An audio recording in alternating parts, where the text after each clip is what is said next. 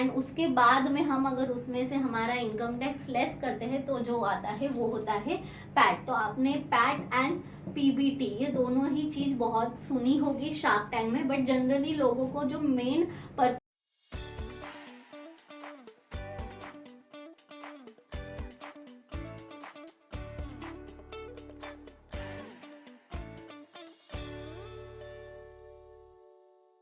Hello everyone, welcome to the Shark Tank series. आज हम देखेंगे, आपने ऑलरेडी बोर्ड पे देख लिया होगा, आज हम ये 4 टर्म्स को बहुत ही शॉर्ट में समझेंगे। तो चलिए स्टार्ट करते हैं डायरेक्टली। यहाँ लिखा है पैट। तो पैट मीन्स क्या? पैट का जो फुल फॉर्म है वो है profit after tax. That means last videos में, अगर आप मेरे प्रीवियस वीडियोस देखोगे सेम शार्क टैंक सीरीज में, तो उसमें मैंने आपको बताया जीपी क्या होता है, नेट प्रॉफिट क्या होता है, इबिट्टा क्या होता है। तो इबिट्टा के बाद में जो आता है कंसेप्ट वो होता है पैट। दैट मीन्स अब इबिट्टा का फुल फॉर्म क्या है, उसका मीनिंग क्या है, उसके लिए आपको हमारा वो प्रीवियस वीडियो देखना बहुत जरूरी है, तब जाके आपको ये कंसेप्ट समझ में आएगी।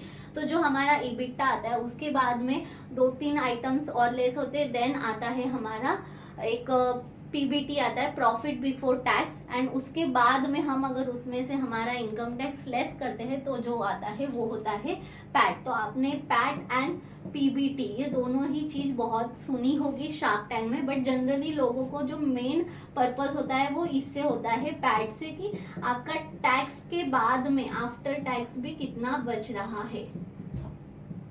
बिकॉज इसके बाद में आइदर आपका बिजनेस लॉस में जा सकता है या फिर प्रॉफिट में हो सकता है, तो इसीलिए इसे पैट कहा जाता है। सेकंड है कैक। कैक मीन्स कस्टमर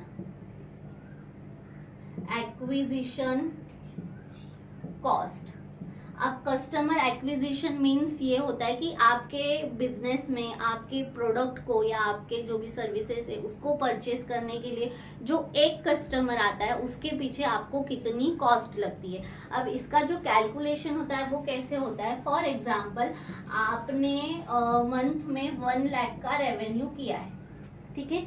अब उस 1 लाख के रेवेन्यू के सामने आपके पास में उस मंथ में, ये 1 लाख रेवेन्यू के सामने उस मंथ में अगर समझ लीजिए 1000 कस्टमर आए तो 100 रुपीज आपका कैक हुआ, कि पर कस्टमर आपको एक्वायर करने के लिए, उनको एक्विजिशन करने के लिए जो कॉस्ट है वो 100 रुपीज है।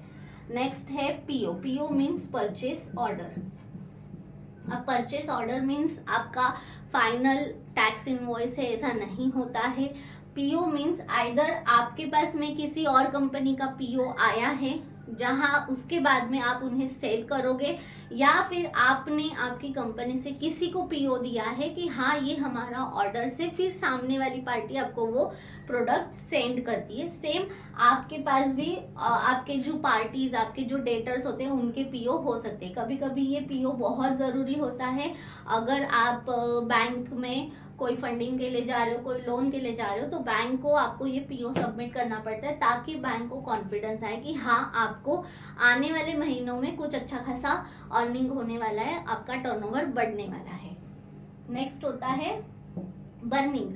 अब बर्निंग मीन्स क्या? आपने सुना होगा कि आपका इस मंथ का बर्न कितना है, बर्न रेट क्या है, तो वो मीन्स होता है लॉस। आप बर्न कर रहे हो आप, अगर आपका बिजनेस, बहुत लोग बोलते हैं कि हमारा अभी फिलहाल बर्न में चल रहा है, तो कितना है, तो मंथली 1 लाख है, 4 लाख है, ऐसे सबके अलग अलग होते हैं। दैट मीन्स लॉस में, अभी भी आपकी कंपनी लॉस में है, आपको आपके जेब से पैसे डालने पड़ रहे हैं कंपनी के बाकी के एक्सपेंसेस के लिए। सो आई होप कि आपको ये जो 4 टर्म्स मैंने बताई है ये समझ में आई होगी। अगर आप एक बिजनेस ओनर हो एंड आपको आपके फिनेंशियल्स के लिए या फिर कंप्लायंसेस के लिए कोई भी क्वेरीज है, तो आप हमारी वेबसाइट www.taxgyani.com पे विजिट कर सकते हो। हमारी टीम से आप बात कर सकते हो। अगर वीडियो अच्छा लगे तो चैनल को जरूर सब्सक्राइब करें एंड आपके कॉन्टेक्ट में से जरूर शेयर करें। Thank you.